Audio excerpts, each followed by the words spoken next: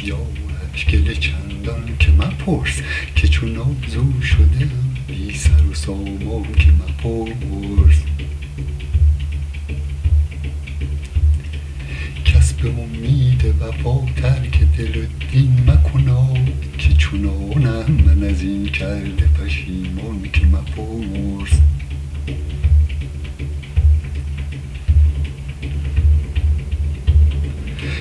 یکی جرعه که آزار کسش در پی نیست، زحمتی می کشم از مردم نادان که مپرس.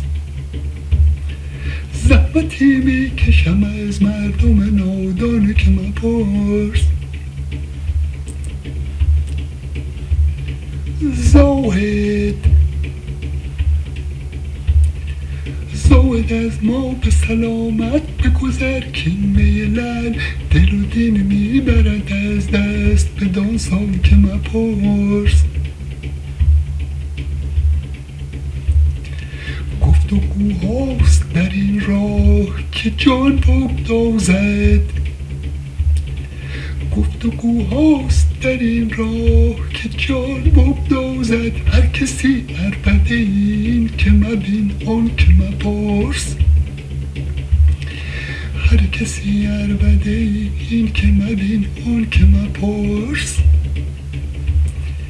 هر کسی عربده این که مبین آن که مپرس. پارسایی و سلامت هوسم بود، ولی شیوه‌ای می کند آن نرگس فتان که مپرس. گفتم از گوی فلک صورت حالی پرسم، گفتم از گوی فلک صورت حالی پرسم. گفت آن می کشم اندر خم چوگان که مپرس. گفتمش زلف به خونه که شکستی، گفتا حافظ این قصه دراز است به قرآن که مپرس.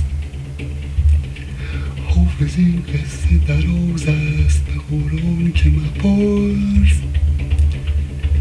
حافظ این قصه دراز است به قرآن که مپرس. حافظ این قصه دراز است به قرآن که مپرس.